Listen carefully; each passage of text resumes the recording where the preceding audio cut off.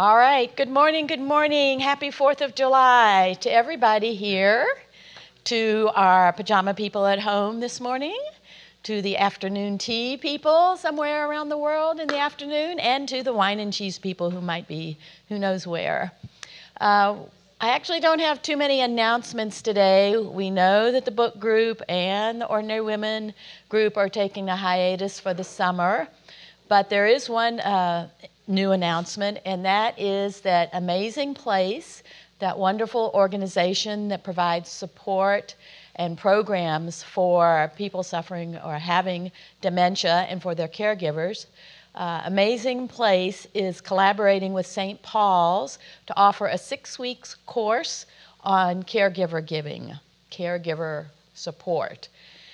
It will be virtual on Zoom, and it starts July 20th. That's a Tuesday, so in 2 weeks. I have the notice. I got 2 different notices, and one said starts at 11 to 1, and another said 11:30 to 1:30. So it's one of those times. I'll find out for sure next week. And if you're interested, you are supposed to register with the Amazing Place person, Sheila Cantrell, and there's an email address available on St. Paul's website. But I'll try and get some flyers for next week so you can pick them up, or if I'll find out more about where they are on the website. That's really all of the new announcements. Again, a reminder that we are on camera, and try not to cross the middle aisle, but it's not a big deal if you do. And that's all. I guess we're almost ready to begin. Are we, Bill?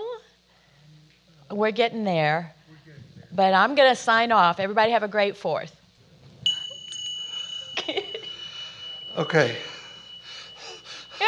Bill sprinted from across the street. I left the service before it was over. Oh, wow. I should never have been scheduled to do that today. No, I think that's a little hard. To do the communion. We'll talk to the master scheduler. So, as always, no matter who you are, no matter where you are in your spiritual journey, you are welcome here.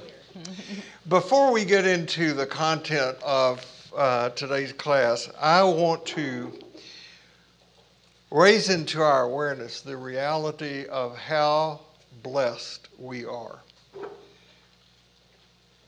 Not everybody in this country is so blessed, and not everybody on the planet, certainly, that's for sure.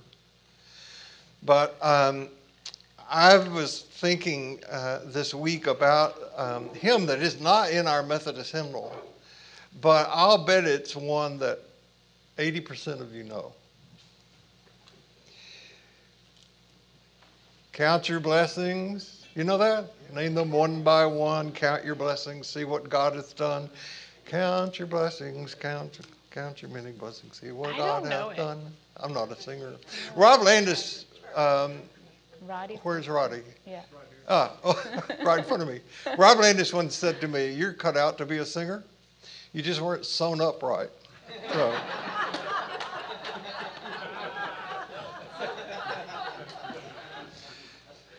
I am blessed to be still healthy and able to do this.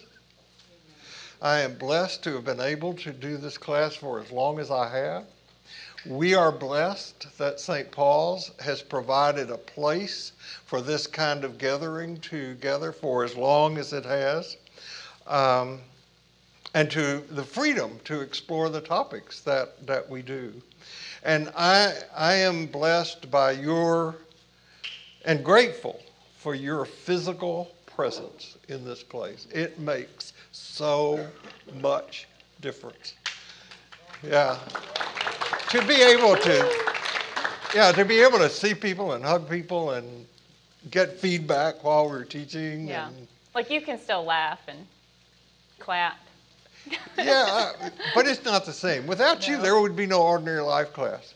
I mean, we're grateful. I mean, really, really, really grateful that we were able to live stream this for 15 months. But that was not sustainable. And every week we knew soon this will come to an end, or we hope that it would soon come to an end.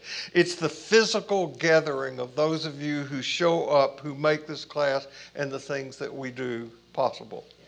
So, yeah, I'm grateful that Ordinary Life is live streamed and that it was seen last week by people not only spread out over the state of Texas, but in other parts of the country and other parts of the world.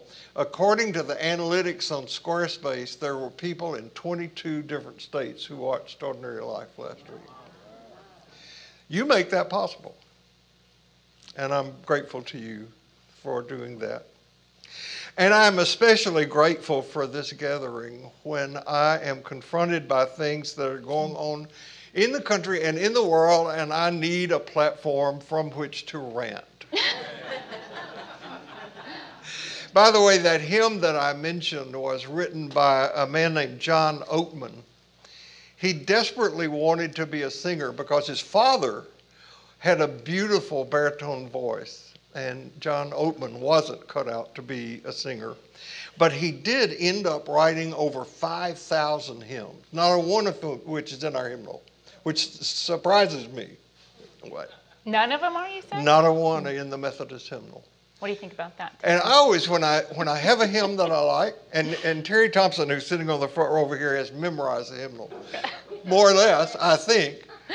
I always like to see if there's a backstory to a hymn. I couldn't find a backstory for this, like something happened in his family or something like that. But the lyrics of this hymn that were written in 1856 begins, "When upon life's billows you are tempest tossed, when you are discouraged, thinking all is lost, count your many blessings and every doubt will fly, and you will be singing as the days go by."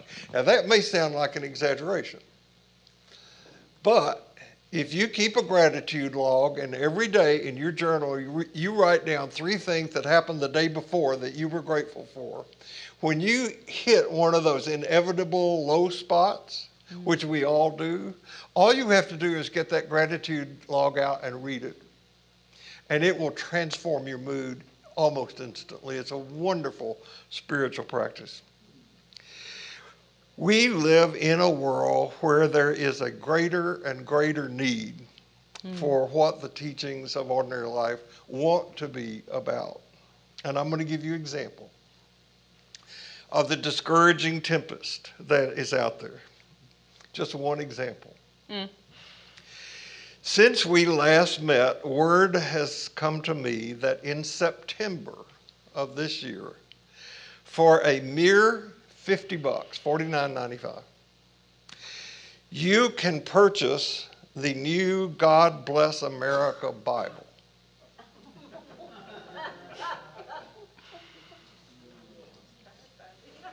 You're just going to let that sink in. Now, folks, this is not just any Bible. No, sirree, Bob.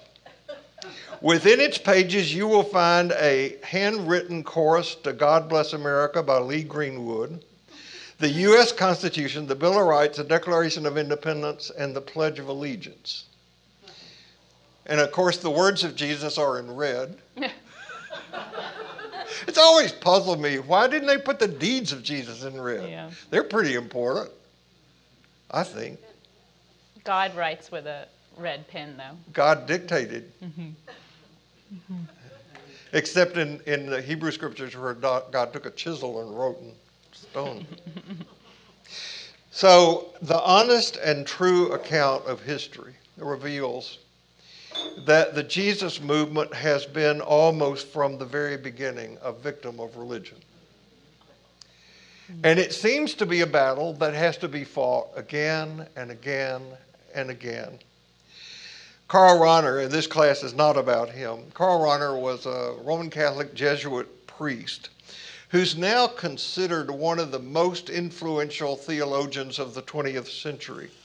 He and his works were condemned by Pope Pius XII. That's always a good sign. I was going to say, anytime somebody gets condemned, You know, it's like... when I told somebody that we were having Michael Morwood here and that he was a defrocked priest, they said, well, that speaks well of him. And, yeah, exactly. Yeah. Yeah. So he became one of the driving forces behind a reform movement in the Roman Catholic Church known as Vatican II. And he has a lot of stuff that's worth quoting. You can go on Google and look him up and see. But the one that fits the direction that Ordinary Life is taking and wants to continue to take is this. Carl Reiner said, the Christian of the future will be a mystic, or he, she will not exist at all.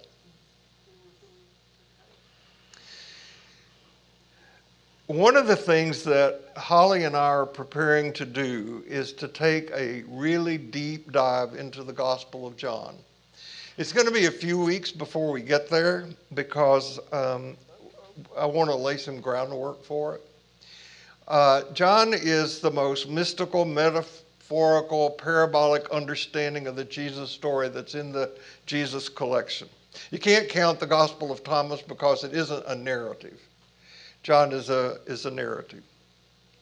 And as the writer of the Gospel of John sees it, the religion of his day had reduced God to the status of one who is primarily the creator of rules and not one who calls us into radical humanity.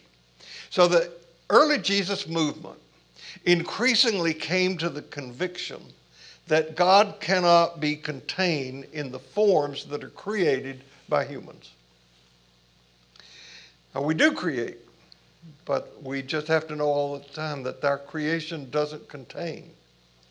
So what you see in the God Bless America Bible is a belief on the part of people who cannot imagine that they can exist without clinging to the past. And of course, the past they cling to is a past that is always sanitized and a past that is always prettied up. And what Jesus offered and what his teachings offer is a new vision. It's not a debate about religious superiority. The Jesus teachings open us or seek to open us to frightening new dimensions of what it means to be human. So in our time, particularly, we are being called into a new vision of what it means to be free and loving people in the here and now, right here, right now. So the theme that we are undertaking, the way of paradox and contradiction, wisdom teachings for ordinary life, that's the path that we're trying to follow. So I want to conclude this part of my rant today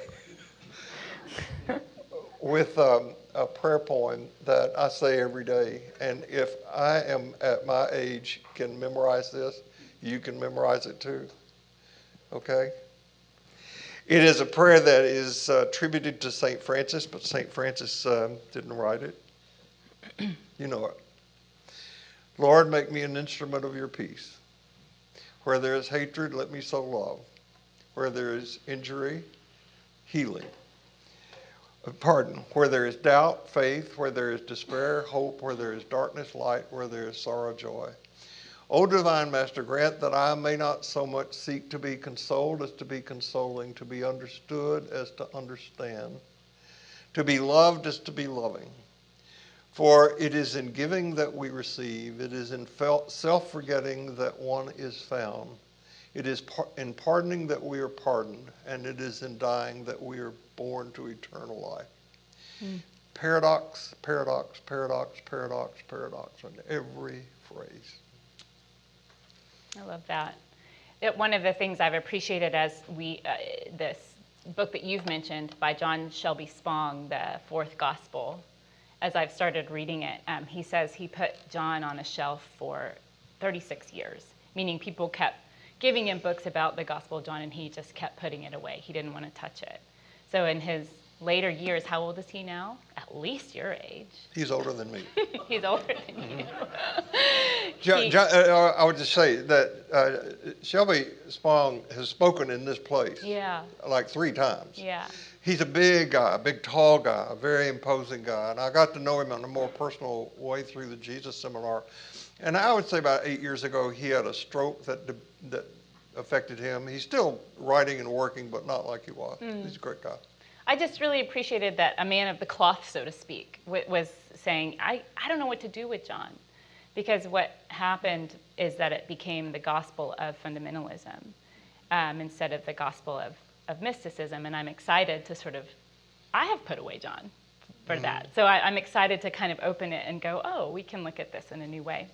Anyhow, that's not in my notes. But we're weaving these threads on this topic of paradox and contradiction from several sources, including Spong. And following these threads, namely because life, of course, is a paradox and a contradiction. I mean, I bet you can think of at least 3 contradictions just since you woke up this morning, right? We really thought about it. So I know I can certainly use some help wading through it all, and namely because my kids look to me and my husband to help them make sense of it. You know, this question comes up a lot. Mommy, why do we have to follow laws? Well, because laws are important to help keep certain order in societies, my love. But didn't Rosa Parks break the law? Yeah. So shouldn't she have followed the law? Nope. It's courageous to break the law when the law isn't fair. But I thought you just said laws are important. They are, but they're just not always just. So is it fair that you won't let me play Roblox all day? Oh, Lord.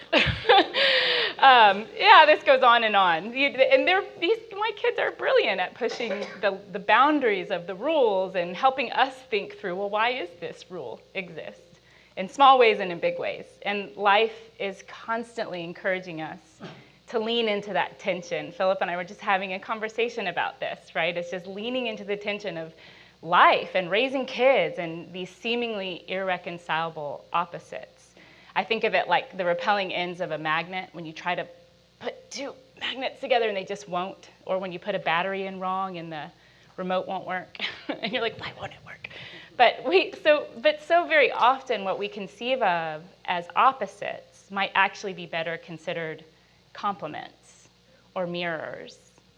So one of the things I'm loving about reading so much Meister Eckhart right now is how necessary the dark is to discover the light.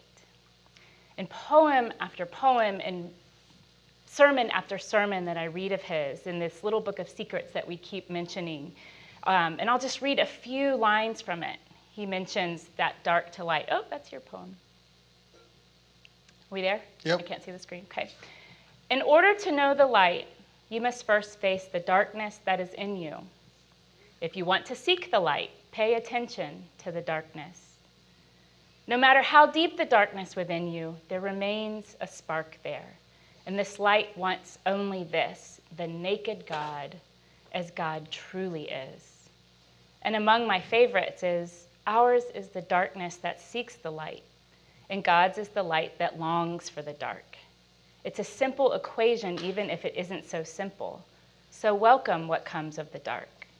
Greet it as another possibility where the light might shine again. I love that, the naked God as God truly is, and the simplicity of the equation of dark and light meeting each other. So I love this paradox because we learn time and again that we can't know the light without the dark and vice versa. It's both and theology. And most often we're a vast range of everything in between the both and the and. And the temptation, I think, is to judge one better than the other. The light often gets deemed better than the dark. But they're both teachers, and they both are revealers, if you will. And this complementary nature, the existence of one implies the existence of the other. I think as humans, in the book that I've been reading by Cyprian Smith, which is The Way of Paradox, he writes about humans being seekers of peak experiences, chasing that sort of spiritual experience, the high, if you will. And people do this in all kinds of ways.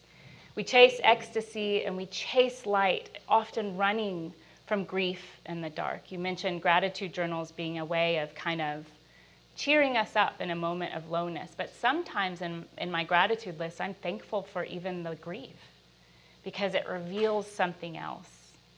And most of our wisdom, I think, comes from how we approach the ordinary, not those peak experiences. You know, I mentioned William James writing about the religious experience, and those are memorable, and they stay with you forever.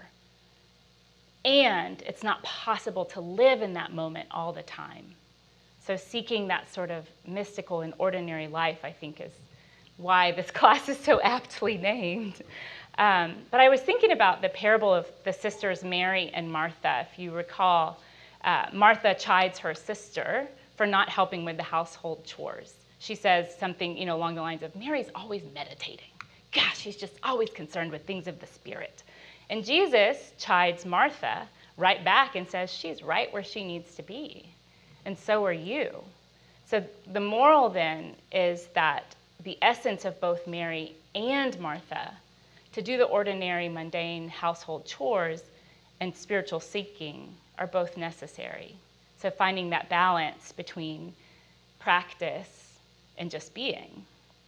And Cyprian Smith says in The Way of Paradox that to serve the great mystery that is in existence, let me start over. To serve the great mystery that is in existence in the way the present occasion demands, that's our mystical ability.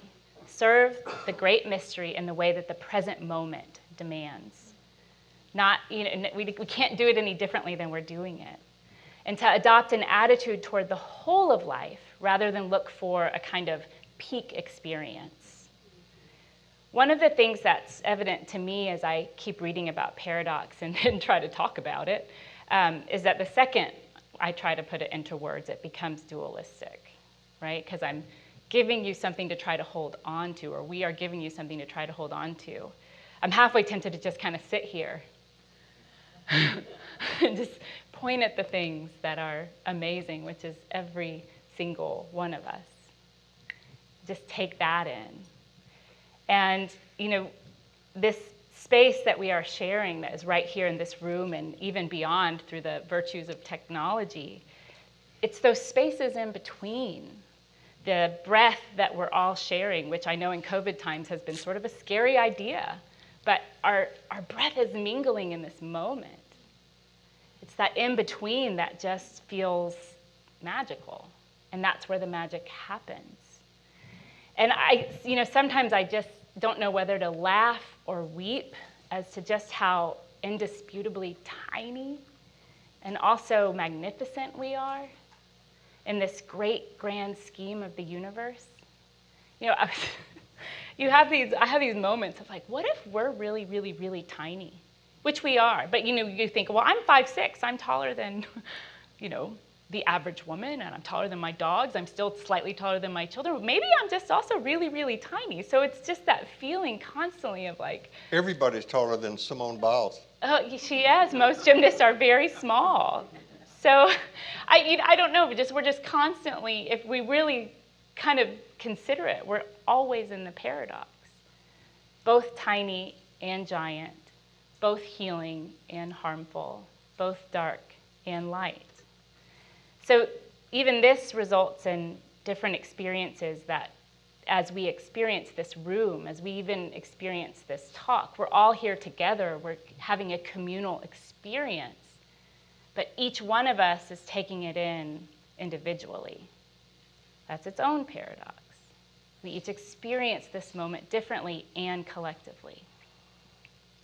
So the mystical experience is not just an altered state of consciousness. It's not just LSD or mushrooms or ayahuasca, but it's likely, or deep states of meditation. Those states cannot, again, be maintained.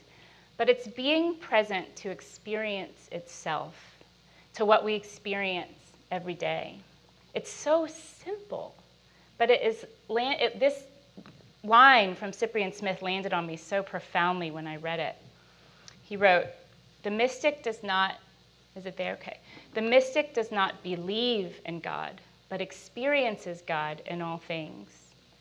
In this way, a mystical experience is less an expansion of consciousness, which those peak moments give us, a feeling of expanded consciousness, than it is a breaking through to consciousness, our own layers of consciousness. And I love this. It's a birthing of God in the self."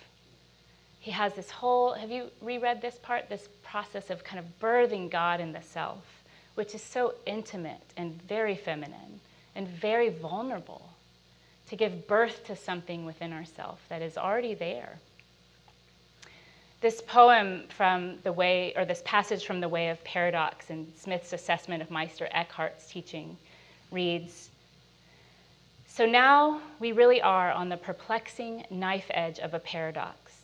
We are being called to an experience which is not an experience, a union with God which is perceptible yet utterly ineffable, ecstatic but not a trip, extraordinary and totally normal.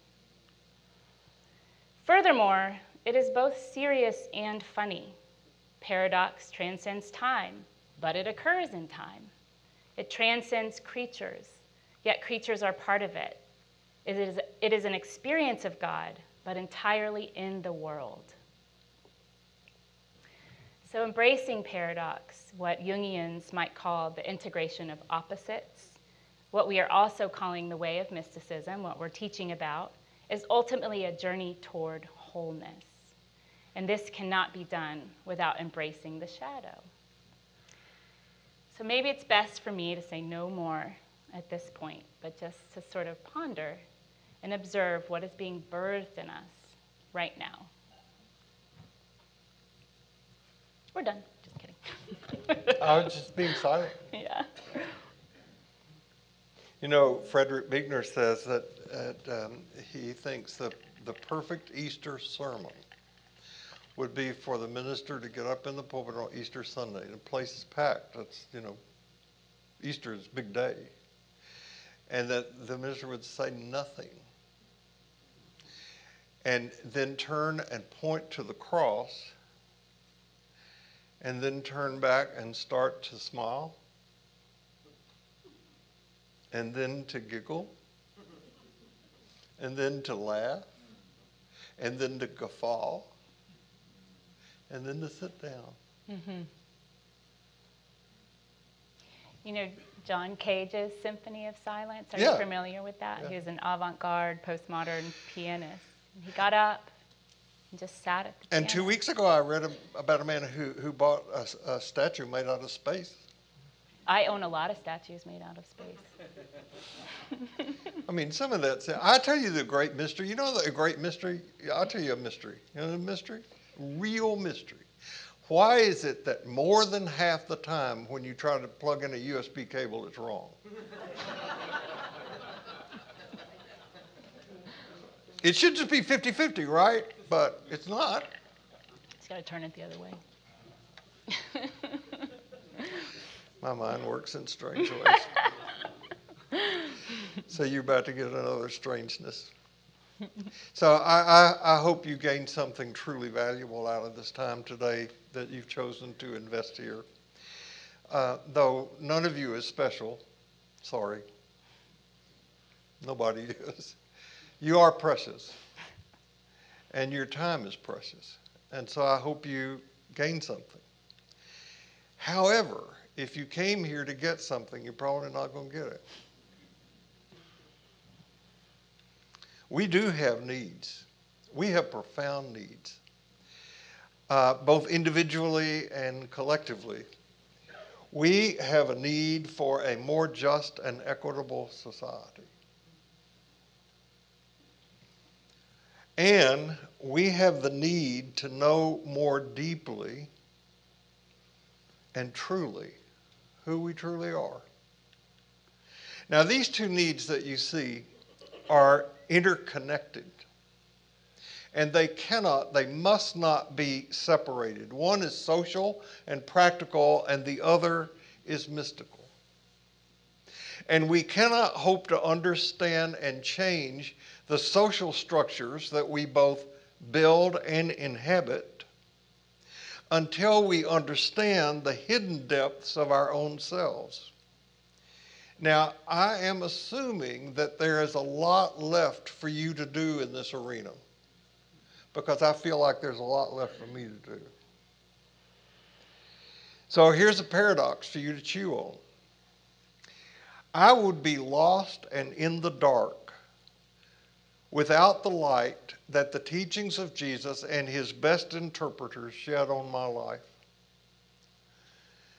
The light I find in truths like the incarnation, grace, sacrament, forgiveness, blessing, and especially that paradoxical death that we mention a lot, dark and light, death and resurrection.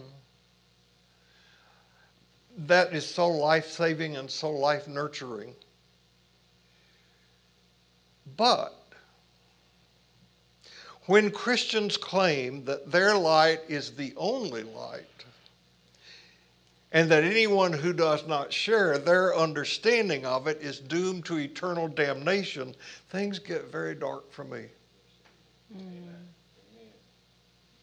I want to run kicking and screaming into the so-called secular world, which I believe is better named the wide, wild world of God, where I can recover my God-given mind, because you can go crazy in the church. Parker Palmer, a popular Quaker Christian spiritual director, says that, quote, next to a church profaned by the exclusion of others. And just look at history, how much the church has done that. Mm-hmm. Next to a church profaned by the exclusion of others, a city of true diversity is a cathedral. Now, I have never been able to understand how a person can believe in the grace and love of God and still believe that grace and love are available only to folks who sign up for their particular understanding of how God works in their lives, their particular understanding. Anne Lamott has a good response for such folks when they insist that her brand of Christianity is a one-way ticket to hell. She thanks them for sharing, thanks for sharing. And then she says, you know the difference between God and you? God doesn't think he's you.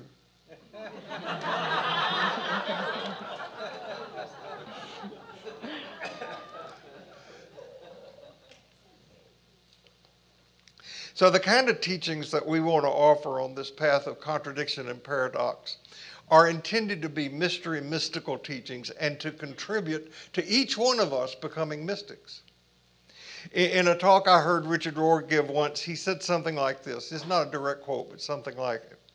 He said, suppose a superstar of knowledge moves into your house. This person has 3 PhDs and sits at your dinner table every evening dispersing information and knowledge about everything imaginable. He can give you the ultimate answer to any question you ask. He doesn't lead you through his thinking process. He doesn't even involve you in it. He simply states the conclusions that he's reached. Now, you might find what he offers interesting and even helpful, but the way he relates to you does not set you free, does not empower you, does not make you feel good about yourself. His wisdom doesn't liberate you, doesn't invite you into a process of growth. As a matter of fact, it makes you feel inferior, dependent. This, says Rohr, is exactly the way we have treated Jesus.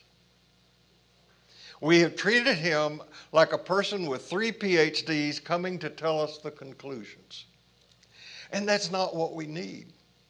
What we need and want is to experience the process of growing in freedom and love.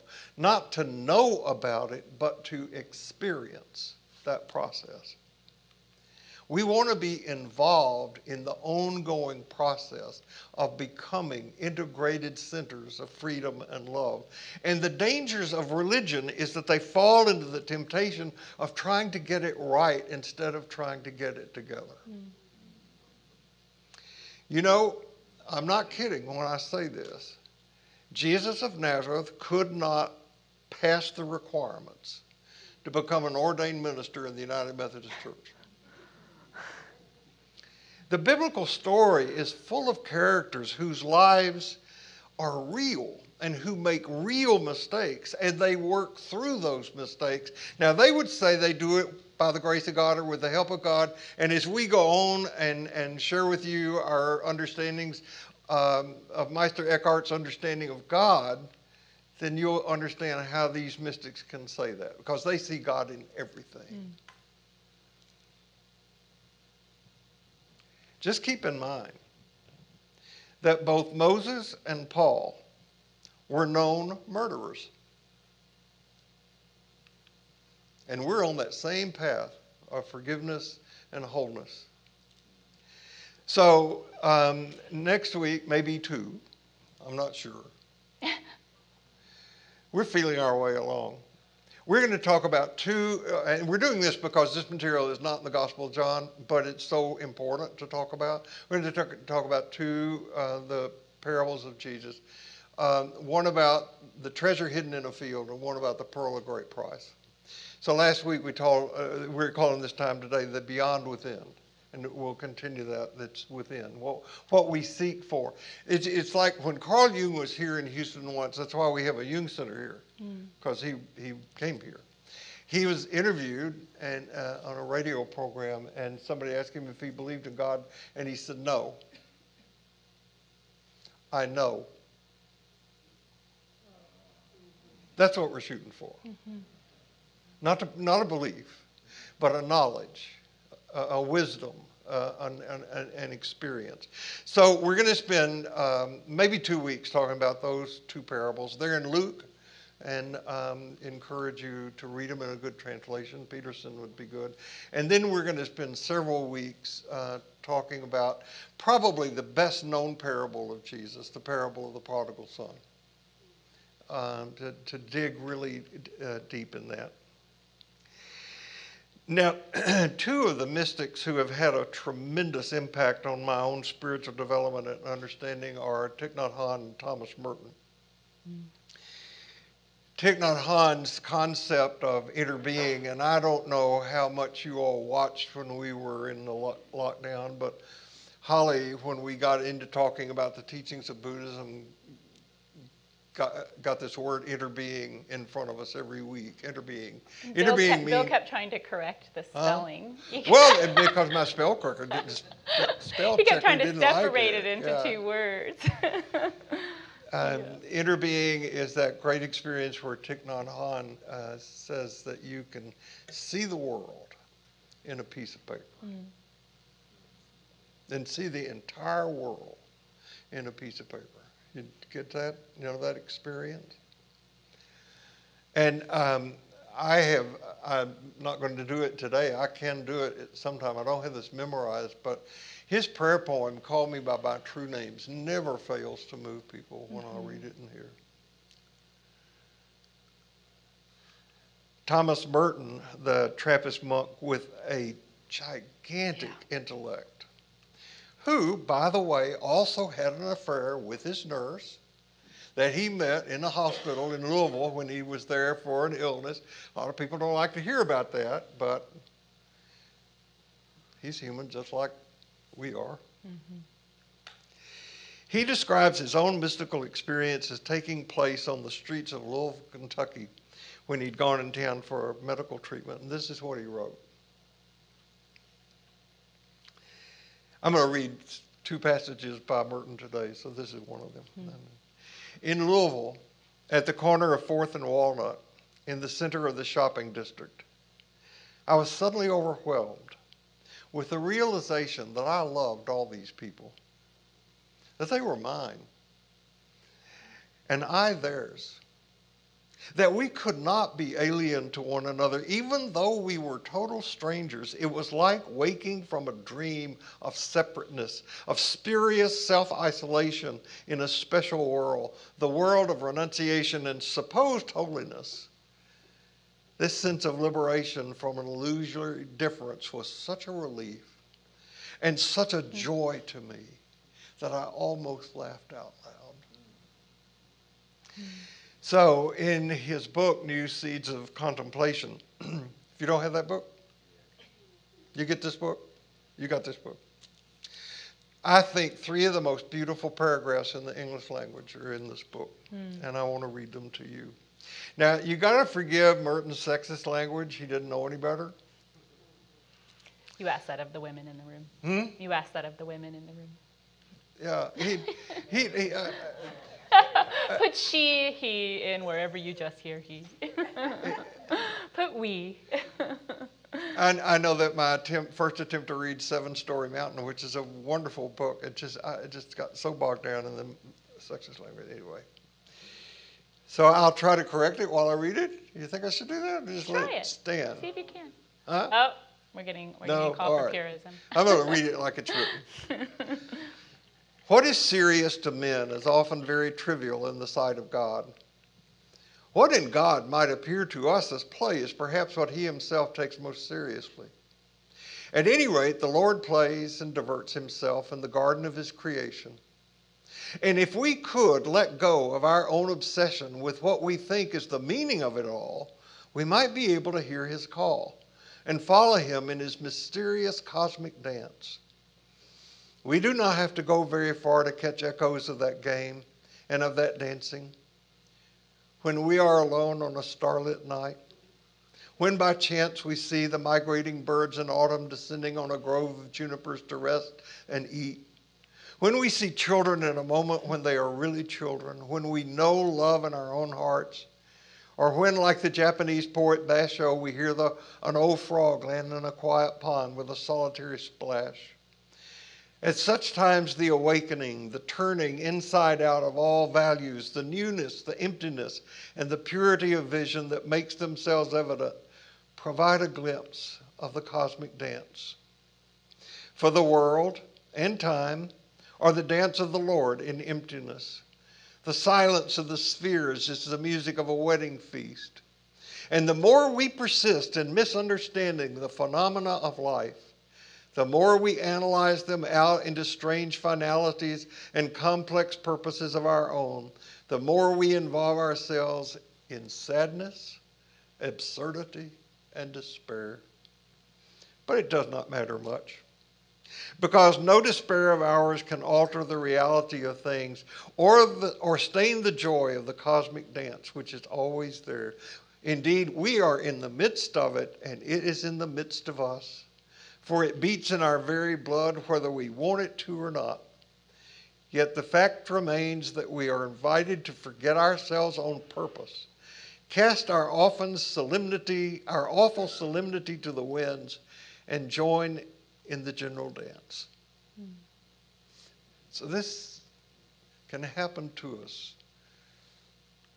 on a starry night, which is hard to see in Houston, when we see a flock of birds descending, when we see children really being children, when we know love in our hearts, when we hear the splash of a frog in a pond, then we know, and it may only be for a fleeting instant, that nothing is missing. This is the way of paradox. This is the way of contradiction.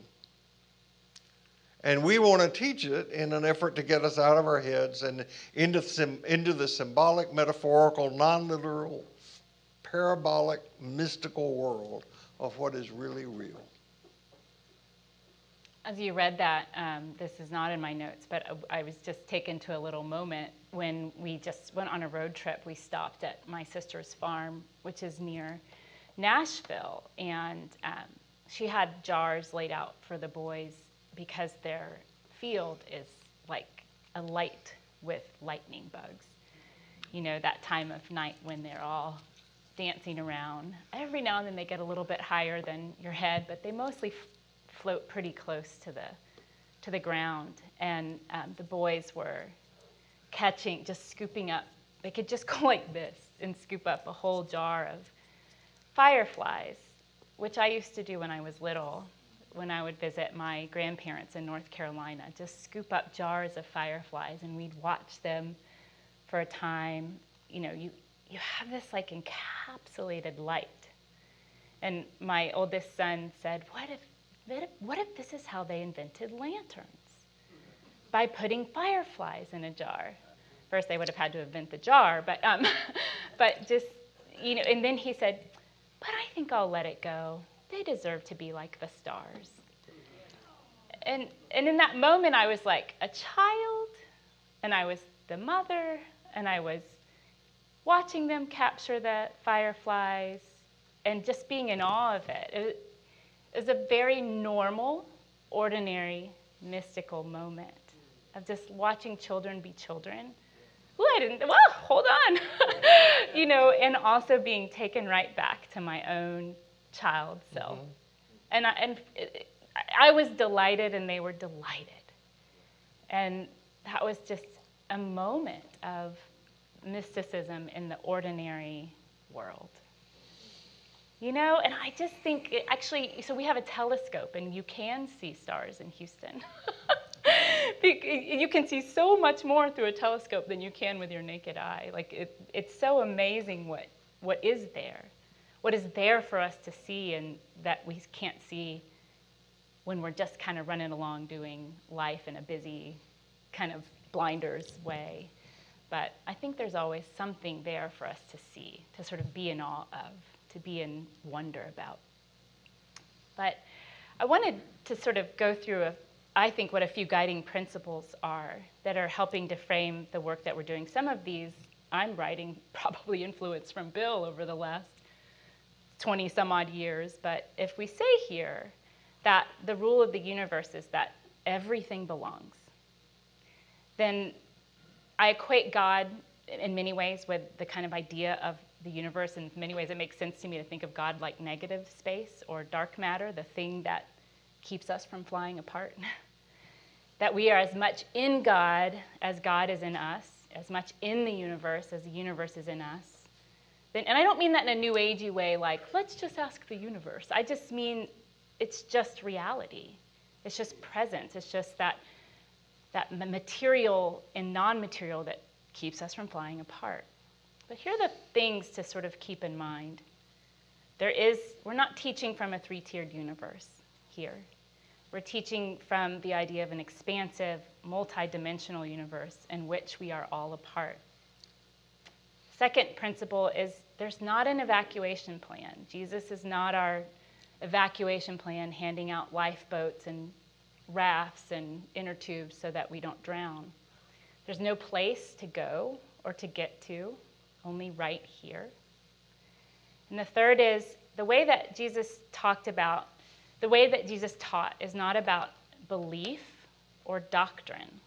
One of the things that I have learned over the years that I love about Jewish teachings is that they are taught to question, taught to just follow the thread all the way down. That's what you were saying, that we take Jesus at this level, that Jesus' word is Jesus' word, instead of going, what does that mean, and what does that mean, and what does that mean? So I think we're invited here to not have to believe in something or the right thing or the right doctrine, but to be in the experience. So we're not separating regular life and spiritual life, like this is your hour of spiritual life that you get. But how can we take the spiritual life and infuse it into the regular life? And one of the other things that Cyprian Smith says is that this is more of an attitude than it is a separate practice. Our practice helps us develop the attitude toward everything else. The fourth thing is that the way of mysticism, I said this already, is not an expanding of consciousness. Like, we can't always be in that moment. So the expansion of consciousness I am equating with a temporary experience that might be induced by certain deep meditative states, mind-altering drugs, or otherwise ecstatic experiences. Again, we can't always be in that. But it's about the breaking through of consciousness, which is in itself expansive. So there's the paradox. In other words, it's already in you. And number 5, appropriate for today, God does not have a nationality. It's not even necessarily a being, but that which is between, within, or among us. To love and to hold Christianity accountable, I think, and this is like a lifelong thing for me, and I'm maybe assuming that some of the rest of you, to hold Christianity accountable is to usher it forth through that message of wholeness and belonging and inclusion, not exclusion, God is more American than anything else, or et cetera, et cetera. You mentioned earlier that John Shelby Spong wrote that was it John Shelby Spong who said Christianity needs to be rescued from religion? Jesus needs to be rescued from Christianity. Well, right, that's what I was going to say. We add on to that. Jesus needs to be rescued from Christianity, and specifically, I would say, from an American version of Christianity, which is very nationalistic, very individualistic, my personal relationship with Jesus, my salvation. So ironic to mention this today, but it must be said. Christianity is not an individualistic religion. It's about collective liberation. So if we think that Jesus is more American than anything, and we have Americanized Jesus, more white than not, which he's not, and likes, dare I say it, the Astros more than any other team in the world. That's going too far. I know, okay. Well, we'll send that one from the... If we think that those things are true about God, about Jesus, then it is not God. If we think that we can fit God into a box, it is not God. When I was a camper in summer camps as a so small, but as a child, we sang this song that said, "If I had a little blue box, I'd put my Jesus in. If I had a little red box, I'd put the Satan in." And so, we can't fit Jesus into a box, right? We really just need to free Jesus from the box and free ourselves in the process from that box. My favorite reading this week from the Book of Secrets, the Meister Eckhart meditation and book of poems, is this one. Who can understand this? Who can understand this, that God is creating the world not out there, but in the innermost part of the soul, time nor the light of any image? If you imagine this, you will know, if only in a small way, that even in the darkness, you are no more separate from the world than God is. And if you glimpse this, even if for a moment, you will know that God is becoming human again and again, even now, even in you. So, Thomas Merton died in 1968. He was attending a monastic conference in a province near Bangkok, Thailand, and he was found after giving a presentation in his room, and the assumption at the time was that he'd been electrocuted. I found out later that there's some controversy about his death, but that's the story that was put out. Thomas Merton converted to Roman Catholicism in 1937 after he had read a lot about Eastern religions. He was really caught up in Eastern religions. He studied Buddhism, Confucianism, Taoism, Hinduism, Sikhism, Jainism, and Sufism, in addition to his academic and monastic studies. And he was a novice master for a long time at Gethsemane Monastery. And he would give these talks in the chapter house there, and they are recorded. And you can buy them. And I tell you that the production value is not great. Thomas Merton was not a public speaker. He sounded, Sherry gave me a huge collection of his talks on CDs, and he gave the series of talks on Sufism. And when I first listened to him, I said, this can't be Thomas Merton. This guy sounds like somebody gave a pipe fitter a manuscript and said, try to read this. He got up at the chapter meeting and said, and if you think about this guy is a genius. He's going to talk to the Roman Catholics about Sufism. And so he gets up in the chapter house and he says, well, I shouldn't be talking about this. Y'all probably shouldn't be listening to it anyway. But I'm going to go ahead and do it. I'm on the edge of my seat. What's he going to say? The guy's brilliant. In 1966, he and Thich Nhat Hanh met to talk about their lives and teachings. There's a book about the two of them, which I confess I have not read, but I love both these guys. And because Thomas Merton was the novice master in this monastery in Gethsemane, he was very interested in the spiritual formation that Thich Nhat Hanh got the Buddhist monks into, right? So Merton asked Thich Nhat Hanh, what do you teach the young monks about meditation? And Thich Nhat Hanh said, we don't teach meditation to the young monks. They are not ready for it until they stop slamming doors.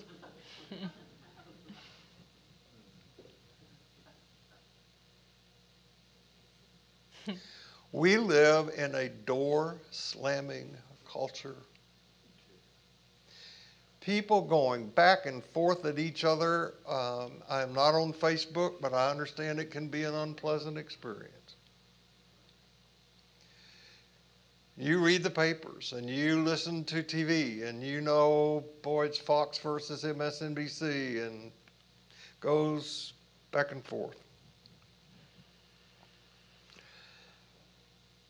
There seems to be so much that wants to grab our attention, and paradoxically, there's so much that is worthy of grabbing our attention. I mean, the debate going on about critical race theory is an important thing to get involved in. The ongoing conflict between the Israelis and the Palestinians, the rise of anti-Semitism, the Tulsa race massacre, which I confess I had not heard of until just recently. The move toward limiting voting rights across the country. Yeah. The insane amount of gun violence that is in this country. Issues around the mounting climate crisis. The continuing confusion of living in a society where there are so many people who are unable to separate conspiracy theories and outright lies from the truth. The philosopher Voltaire wrote, people who believe in absurdities will eventually commit atrocities. We don't teach meditation to the young monks. They're not ready for it until they stop slamming doors. The place where the door slamming stops is here. Right now.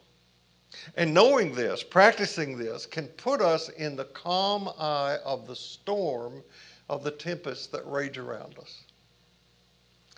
So I want to leave you with an 8-word meditation practice. These words are familiar to you. They come from a psalm. Be still and know that I am God. Be still and know that I am. Be still and know.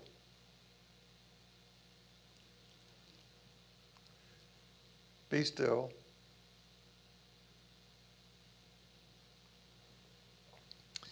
Be.